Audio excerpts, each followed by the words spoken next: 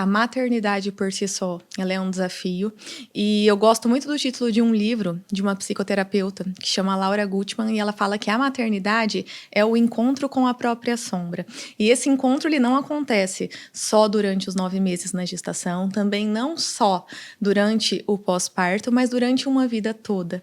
Porque quando você se posiciona para amar e para educar outro ser humano, esses desafios acontecem por uma vida toda. E se a gente for pensar nesse encontro com a própria sombra, a sombra é algo que não é claro, que não é nítido, mas que está ali e precisa de uma outra luz para que apareça. Então é isso que acontece na maioria das vezes com a maioria das mulheres diante da maternidade. Porque diante dessas vivências com os próprios filhos, além dos desafios com o bebê recém-nascido e com o desenvolvimento dessa criança ao longo da vida, essa mulher, essa mãe também para a mudar o seu próprio olhar e a enxergar sombras sobre a própria história, sobre as próprias emoções. É muito comum, né, mais do que muitas mulheres imaginam, ter depressão pós-parto. Quais são os sinais de alerta que a gente deve ter nessa situação ali no puerpério, né, logo que está nessa fase de adaptação mãe-bebê? É uma explosão de mudanças, tanto comportamentais quanto fisiológicas. Há um boom de hormônios. Então, é um momento muito delicado e de muitas mudanças frente ao ambiente. Então, esses sinais de alerta, gente, não é só para a mãe que está nesse mundo novo, mas também para quem está em volta dessa mãe. Porque, às vezes, tão imersa nessas emoções, essa mãe nem consegue distinguir o que é esperado, o que está dentro do que é saudável e do que não está naquele momento. Mas sinais de alerta frente às emoções. O sofrimento intenso, constante e permanente. Uma sensação exagerada, tanto ou para o acolhimento dessa criança, a necessidade de cuidado, a necessidade de simbiose com essa criança, como o sentimento de rejeição e o sentimento de não conseguir dar conta, não conseguir cuidar, então não vou olhar para isso.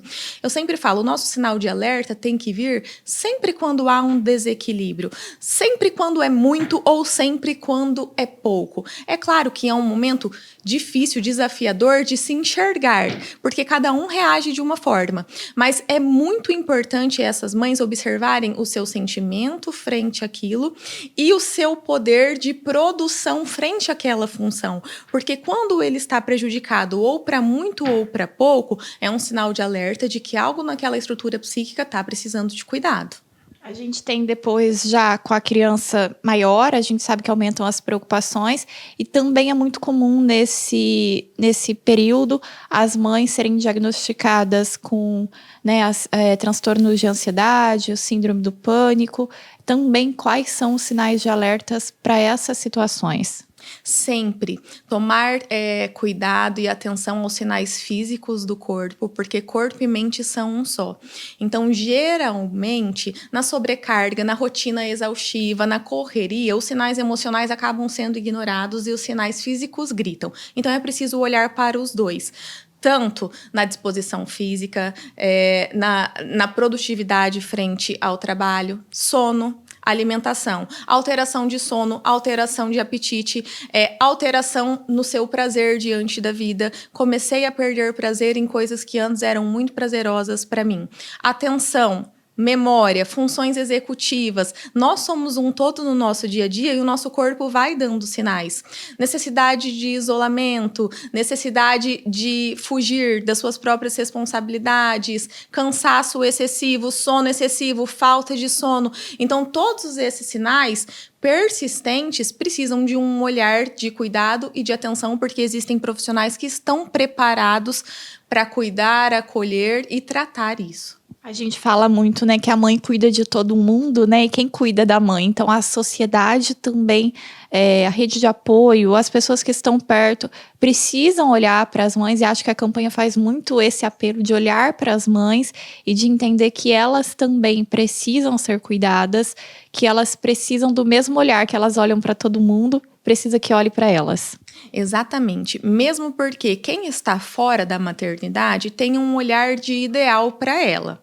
O real só acontece quando você está dentro da situação. Então, o ideal sempre vai ser melhor, mais prazeroso do que o real, porque para o ideal cabe qualquer pensamento, qualquer imaginação. E no real acontecem muitas coisas. Então, quem está do lado de fora tem dificuldade de ter esse olhar frente à saúde mental, porque é um olhar muito do ideal. Um olhar da maternidade de novela, um olhar da maternidade da foto da família de margarina. E no dia a dia, com as responsabilidades, é muito diferente. E a sobrecarga emocional dessa mãe, independente de qual seja a realidade dela, Natália, acho importante a gente falar sobre isso, porque tem mães que se organizam nesse tempo com o trabalho de fora, com o trabalho de dentro de casa, tem outras mães que ficam integralmente com esses filhos o tempo todo, tem mães que têm rede de apoio, tem mães que não têm rede de apoio, tem mães que não têm como dividir essas responsabilidades com o pai da criança, que se torna apenas um genitor. Então, são diferentes ambientes e não dá para a gente dizer que há ambientes que vão desregular emocionalmente essa mãe ou não, porque não é sobre isso. Cada mulher tem uma maneira de fazer esse enfrentamento. Então, essa saúde mental é algo que é muito amplo e que fala para nós da postura dessa mulher, agora enquanto mãe, diante da vida e diante de todos os pilares da sua vida.